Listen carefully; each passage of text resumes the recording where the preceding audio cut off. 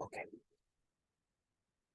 Eh, si en lugar de aplicar un impuesto de suma alzada, aplicamos un impuesto proporcional, desde el punto de vista de, otra vez, del proceso de optimización, ahora sí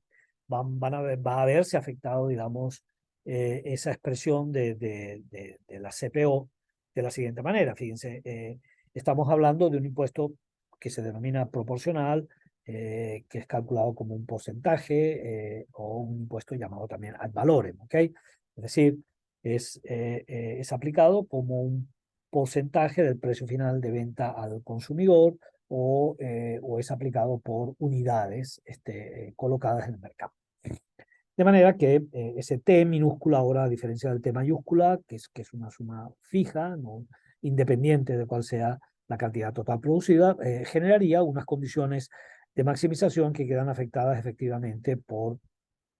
si se aplica, digamos, volumétricamente, por el Q. ¿Okay? Y simplemente por el Q lo podríamos haber hecho por el T, es decir, 15% del precio de venta preimpuesto o pre-IVA al consumidor, si maximizamos en función de P. Aquí estamos haciendo la optimización tradicional en términos de Q, de manera que toda la expresión, digamos, del beneficio queda como beneficio menos el ingreso total, menos el costo total, menos aquella fracción que, dado el volumen de producción que se decida, va a aumentar, digamos, o va a aplicar en un 10%, 15%, no, el porcentual, digamos, valores que termina fijando la autoridad fiscal. Entonces, esa condición de primer orden ahora se establece en términos de Q para todas aquellas variables que afectan el PIB. De modo que tenemos que, digamos, eh, la derivada parcial de pi en términos de Q va a ser la resultante, o al final del día, es la primera derivada del ingreso total, o sea, el ingreso marginal, otra vez con precio y descuento de precios terminando de ser la expresión del ingreso marginal, menos el costo marginal, que sería la primera derivada del costo total, menos la primera derivada del TQ, que vendría a ser, digamos, un parámetro, un T,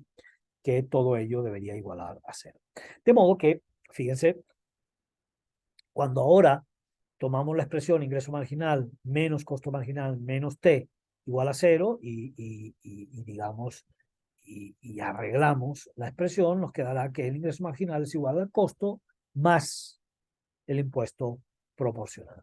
De manera que ahora van a ver ustedes la decisión de producción queda alterada por efecto de ese impuesto ad valorem y por consecuencia generará una distorsión adicional a la propia distorsión ya inscrita en el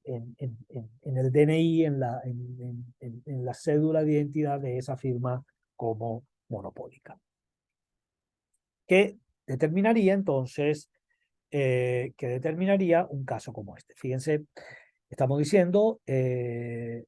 es el caso en azul con la función de costos constantes, más sencilla de trabajar, que me originaría, bueno, este sería el precio equivalente de competencia perfecta, donde se encuentra la curva del costo marginal de la firma representativa escalada por el número de firmas con la función de demanda. ¿Okay? Y este sería el volumen total, alejado claramente por debajo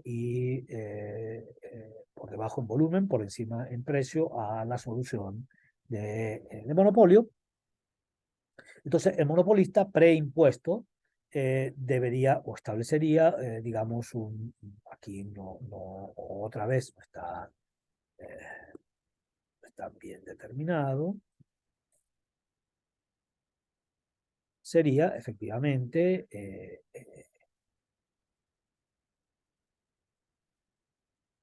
después lo acomodamos, sería el primero sin impuesto, donde el ingreso marginal corta el costo marginal. Eso ocurriría para un QM, como efectivamente sí hemos marcado aquí, queda alterada esa condición de óptimo o la satisfacción de la condición necesaria cuando el costo marginal queda afectado, queda trasladado al alza por proporcional al T, que sería la distancia entre el costo marginal inicial sin impuesto más eh, eh, pechado con el impuesto. De manera que donde ahora la nueva función costo marginal más T corte al ingreso marginal, que debería ser más bien aquí arriba, ¿ok? Eso determinará ciertamente una situación de equilibrio donde el volumen de producción deja de ser el previo al del impuesto para ser todavía un menor. Y por tanto, el precio final, ceteris paribus esa demanda, va a ser PMT en lugar de PM. Es decir, precio de monopolio afectado por el impuesto. De manera que hay un efecto adicional sobre el excedente del consumidor que es inducido por la colocación de ese impuesto que podemos llamar distorsionante, ya que entonces al modificar el costo marginal, el impuesto hace que toda el equilibrio del mercado también quede afectada tanto en términos de P como en términos de Q, y que a su vez eso se traslada o digamos tiene una carga de transferencia hacia un menor excedente del consumidor, que será tanto más pesada o más liviana, dependiendo de si es más o menos elástica desde el punto de vista del precio, la demanda de los consumidores. De manera tal que el efecto total, digamos, distorsiona, ya que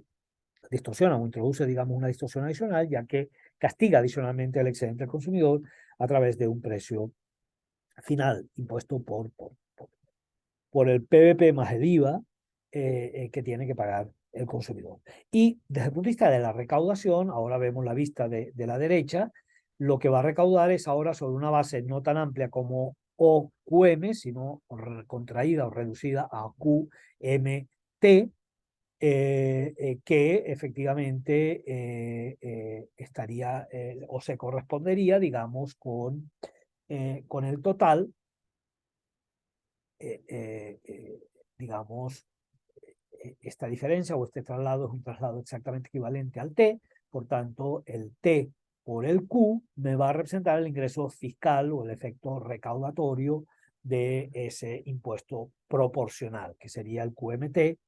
multiplicado por el T. De manera que el excedente del consumidor, que ahora se ha contraído a este nuevo triángulo más y más deprimido,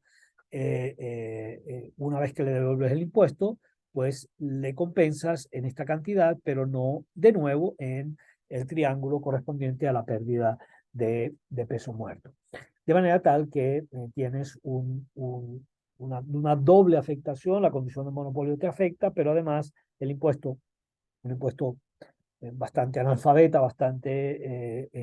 mal diseñado, si lo que se pretendía era mitigar la pérdida, porque esa pérdida inicial no solamente no la compensas, sino que le adicionas la pérdida producto de el impacto en precios mayores que tiene la colocación del impuesto. Y digamos, finalmente en este punto, deberíamos evaluar el caso contrario, caso contrario, la aplicación de un impuesto negativo, que es la aplicación de un subsidio o la entrega de un subsidio, de una contribución, de una transferencia aplicada al productor. Ojo, solamente vamos a evaluar ese caso, no es un subsidio directo al consumidor que lo obligues a pagar, digamos, o digamos, que lo obligues a utilizarlo directamente en el consumo de ese bien, o por el contrario, sea simplemente un adendum a la renta monetaria que puedas utilizar independientemente en cualquiera de los componentes de la cesta. Vamos a ceñirnos única y exclusivamente al subsidio aplicado directamente al productor, entregado al productor, y eso pues también va a afectar las condiciones del equilibrio. Entonces, el subsidio, pues desde luego puede ser un subsidio de nuevo de suma fija o proporcional, y va a tener los resultados que la intuición de uno nos diría, que es simplemente el signo opuesto, el signo inverso a los efectos que tuvimos a través del impuesto. Si es un impuesto negativo, un subsidio de suma fija, pues eso va directamente a favor de el excedente del consumidor, y esa mayor transaccionalidad va a representar pues también más consumidores y un mayor consumo por cada uno de los consumidores que permanecieron en ese mercado, de manera que el efecto, digamos, entrópico, el efecto de destrucción de excedente del consumidor asociado a la pérdida de peso muerto va a ser eh, eh, reducido a cero, es decir, va a ser absorbido por la mayor transaccionalidad que una suma correcta subsidiada o de subsidio one shot debería estar produciendo. Si la aplicación es a través de un subsidio proporcional, pues básicamente, de nuevo, digamos, el esfuerzo de transferencia pública no es menor, especialmente cuando eso se lo compara con el subsidio de suma fija, pero adicionalmente se van a afectar, se van a modificar las condiciones de equilibrio en precio y producción, eh, eh, porque va a trasladar hacia, va a reducir la estructura de costos de la firma, y también en consecuencia el precio de acceso, es como si fuera más eficiente la firma, también va a reducir el precio de acceso de los consumidores en ese mercado o a esas unidades transadas. Aquí el problema, a diferencia del impuesto más, del plus, del T plus, es que el T menos tiene que salir de algún lado. ¿Okay? Entonces, es un pago que se realiza o directamente a los consumidores o a los productores, pero que sale del presupuesto nacional. Entonces, a ver, como there ain't no such a thing as a free lunch, pues aplica también por todo el cañón en este caso. O sea, simplemente ese subsidio tiene que ser financiado pechando otras transacciones o otros contribuyentes, etcétera, etcétera, o elevando la tasa tributaria a ellos, o tiene que ser pagado generando ahorros en otros destinos de gasto. Por tanto, hay afectación de aquellos consumidores, de aquellos contribuyentes que recibían previamente esa asignación, o cargamos el muerto, cargamos la mochila a la próxima generación. ¿Okay? Nosotros más viejos, o nuestros hijos, nuestros nietos, etcétera, dependiendo del maturity de la deuda, pero lo cierto es que si no quieres afectar ni ingresos ni gastos y financiar ese subsidio, pues simplemente vas a tener que endeudarte. Y la deuda, salvo que la repudies, lo cual genera otro conjunto de consecuencias negativas, la vas a tener que pagar. Entonces es el subsidio, el festín de hoy, pagado por las generaciones futuras en forma de una carga de principal e intereses de la deuda mayor, si estamos dispuestos a promover ese subsidio. Y desde el punto de vista gráfico, pues, digamos, esta sería la resultante o las decisiones con la imposición bien de un subsidio, un impuesto negativo de suma fija, que trasladamos directamente a